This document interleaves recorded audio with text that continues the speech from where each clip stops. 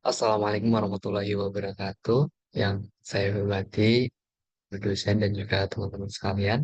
Perkenalkan nama saya Bambang Kudara dengan NIM 3 NIM akhir 181 dari program studi akuntansi.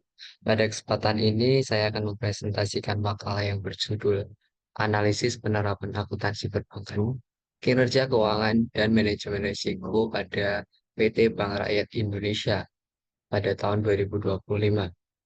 Untuk yang pertama itu ada pendahuluan terkait dengan latar belakang, di mana perbankan memiliki peran penting dalam perekonomian karena berfungsi sebagai lembaga intermediasi yang menghimpun dana dari masyarakat dan juga menyalurkannya kembali dalam bentuk kredit. Oleh karena itu, bank dituntut untuk memiliki kondisi keuangan yang sehat, menerapkan manajemen risiko yang baik, serta menyusun laporan keuangan yang sesuai dengan standar akuntansi yang berlaku. Nah, salah satu perubahan yang penting dalam akuntansi perbankan adalah penerapan PSAK 71 yang menggantikan PSAK 55. PSAK 71 ini memperkenalkan metode expect credit loss dalam pembentukan cadangan kerugian penurunan nilai atau CKPN. Penerapan standar ini membuat laporan keuangan menjadi lebih konservatif dan mampu mencerminkan risiko kredit secara realistis. Bank BRI dipilih sebagai objek analisis karena merupakan salah satu bank terbesar di Indonesia dengan fokus pada pembiayaan sektor UMKM. Pada tahun 2025, Bank BRI memiliki total aset sebesar 2.135 triliun yang menunjukkan berbagai indikator kesehatan bank yang sangat baik. Oleh karena itu, menarik untuk dianalisis bagaimana penerapan akuntansi, kinerja keuangan, dan juga manajemen risiko yang dilakukan oleh PT Bank BRI. Untuk yang selanjutnya ada tujuan penulisan, di mana tujuan dari makalah ini yang pertama menganalisis perlakuan akuntansi kewajiban segera dan simpanan pihak ketiga pada Bank Rakyat Indonesia. Yang kedua, menganalisis perlakuan akuntansi komitmen dan juga kontingensi pada Bank BRI. Yang ketiga, menganalisis pengakuan pendapatan dan beban bunga berdasarkan PSAK 71. Yang keempat, menganalisis kinerja keuangan BRI melalui rasio keuangan utama perbankan. Dan yang kelima, yaitu menganalisis risiko dan penerapan manajemen risiko pada Bank BRI.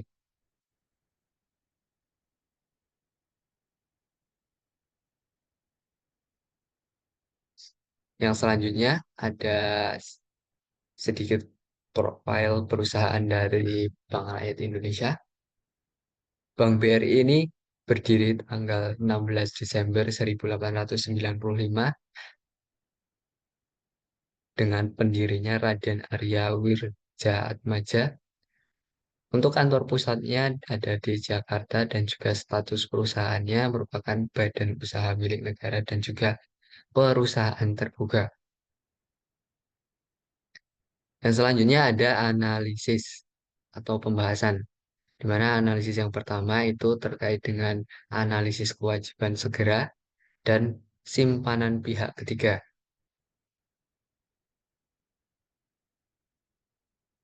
Berdasarkan laporan keuangan tahun 2025, BRI ini memiliki kewajiban segera sebesar 39,82 triliun.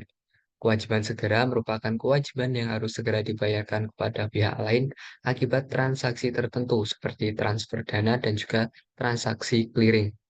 Sedangkan simpanan pihak ketiga atau DPK berasal dari dana masyarakat dalam bentuk giro, tabungan, kemudian ada deposito. Dana ini menjadi sumber pendanaan utama bank yang menjalankan fungsi intermediasi melalui penyaluran kredit. Dari hasil analisis, dapat disimpulkan bahwa BRI memiliki kemampuan yang baik dalam menghimpun dana masyarakat dan mengelola kewajiban jangka pendeknya sehingga mampu menjaga likuiditas perusahaan. Analisis yang kedua yaitu ada analisis komitmen dan kontingensi. Komitmen dan kontingensi merupakan transaksi yang belum diakui sebagai aset atau liabilitas, namun berpotensi menimbulkan hak dan kewajiban di masa mendatang. Contohnya fasilitas kredit yang belum digunakan, letter of credit, dan juga bank garansi. Meskipun tidak dicatat dalam laporan posisi keuangan, transaksi tersebut harus diungkapkan dalam catatan atas laporan keuangan karena dapat mempengaruhi resiko kredit, resiko likuiditas, dan juga resiko operasional bank. Hal ini menunjukkan pentingnya transparansi laporan keuangan agar pengguna laporan dapat memahami seluruh potensi risiko yang dihadapi oleh bank. Yang ketiga ada analisis pendapatan dan juga beban bunga berdasarkan PSAK 71. Dalam PSAK 71, pendapatan bunga diakui menggunakan metode effective interest rate atau suku bunga efektif. Metode ini memungkinkan pendapatan bunga diakui lebih akurat sesuai kondisi ekonomi yang sebenarnya. Selain itu, PSAK 71 juga mengharuskan pembentukan CKPN berdasarkan metode expect credit loss, meskipun dapat meningkatkan beban pencadangan dan juga menekan laba dalam jangka pendek. Kebijakan ini mampu memperkuat ketahanan bank terhadap risiko kredit di masa depan. Yang keempat, analisis kinerja keuangan BRI tahun 2025. Rasio yang pertama yaitu capital adequacy ratio, di mana BRI memiliki CAR sebesar 23,52, jauh di atas ketentuan minimum regulator. Hal ini menunjukkan bahwa BRI memiliki modal yang sangat kuat untuk menyerap berbagai risiko yang mungkin terjadi. Yang kedua ada net interest margin. Net interest margin BRI sebesar 6,54% yang menunjukkan kemampuan bank dalam menghasilkan pendapatan bunga bersih dari aset produktif yang dimiliki. Semakin tinggi net interest margin, semakin baik kemampuan bank dalam menghasilkan keuntungan dari aktivitas intermediasinya. Yang ketiga ada non-performing loans atau NPL. NPL gross sebesar 3,7% dan NPL net sebesar 0,96%.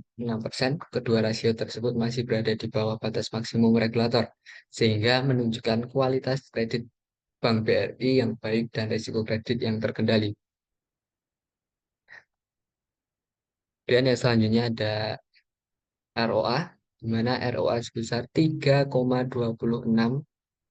menunjukkan bahwa BRI mampu memanfaatkan aset secara efektif untuk menghasilkan laba. Yang selanjutnya ada POPO sebesar 71,5% menunjukkan bahwa operasional perusahaan berjalan secara efisien karena biaya operasional masih dapat dikendalikan dengan baik. Analisis yang selanjutnya ada analisis risiko dan manajemen risiko perbankan.